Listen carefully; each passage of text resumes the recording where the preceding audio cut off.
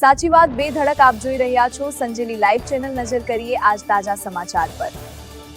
સંજેલી તાલુકાના માંડલી સમરસ ગ્રામ પંચાયત ખાતે રાજ્યમંત્રીના અધ્યક્ષસ્થાને સેવા સેતુ કાર્યક્રમ યોજાયો। રાજ્ય સરકારે સામાન્ય માણસનું હિત હંમેશા લક્ષ્યમાં રાખીને જ કામગીરી કરી છે। મુખ્યમંત્રી ભૂપેન્દ્રભાઈ પટેલના નેતૃત્વમાં દાહોદ જિલ્લામાં સંજેલી તાલુકાના માંડલી મુખ્ય પ્રાથમિક શાળા ખાતે કૃષિ અને ખેડૂત કલ્યાણ, સહકાર, પશુપાલન અને ગો સંવર્ધન રાજ્યમંત્રી રમેશભાઈ કટારાના અધ્યક્ષસ્થાને સેવા સેતુ 2.0 કાર્યક્રમ યોજાયો હતો। ગ્રામ્ય વિસ્તારમાં ઘર આંગણે નાગરિકોને વિવિધ જનહિતકારી યોજનાઓના લાભ સરળતાથી મળી રહે એ માટે સરકાર દ્વારા સેવા સેતુ કાર્યક્રમ યોજવામાં આવે છે। દીપ પ્રાગટ્ય થકી શરૂ થયેલા આ કાર્યક્રમમાં માંડલી પ્રાથમિક શાળાની બાળકીઓએ સ્વાગત ગીત રજૂ કર્યું હતું। સંજેલી મામલતદારે શાબ્દિક પ્રવચન કર્યું હતું।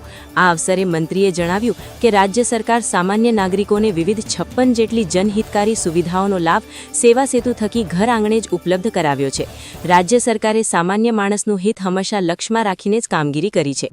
રાજ્યમાં સેવા સેતુ કાર્યક્રમ થકી નાગરિકોને ઘર આંગણે જ સુવિધાઓ મળી રહેતા લોકોને મોટી રાહત થઈ છે। રાજ્ય સરકાર દ્વારા પૂરી પડાતી વિવિધ જનહિતલક્ષી યોજનાઓ તેમજ સુવિધાઓનો મહત્તમ લાભ લેવા જણાવ્યું હતું। રાજ્ય સરકાર દ્વારા ઘર આંગણે જ્યારે સેવા સેતુ થકી વિવિધ સુવિધાઓ પૂરી પડાઈ રહી છે ત્યારે ગ્રામજનોએ પણ તેનો અવશ્ય લાભ લેવો જોઈએ। આ અવસરે તાલુકા વિકાસ અધિકારી ડામોર, મામલતદાર કામોલ, એપીએમસી ચેરમેન, શાળા સ્ટાફ, જિલ્લા પંચાયતના સભ્યો, તાલુકા પંચાયતના સભ્યો, સરપંચો, અન્ય આગેવાનો તેમજ ગ્રામજનો ઉપસ્થિત રહ્યા હતા। સંજેલી લાઈવ, મહેન્દ્ર ચારેલ, દાહોદ। મિત્રો, આજે સેવા સેતુનો કાર્યક્રમ દરેક તાલુકા મથકે આજે યોજાઈ રહ્યો છે, ત્યારે સેવા સેતુનું મહત્વ તાલુકા મથક સુધી ત્યાં જવાય ને આખો દિવસ થાય એટલા માટે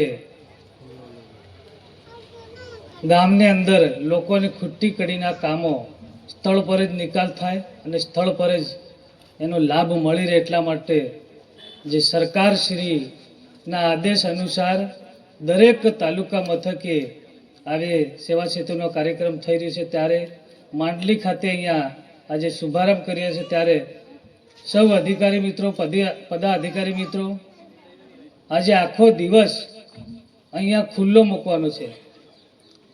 દરેક નાના મોટા અહીંયા આજે કામો થવાના જ છે।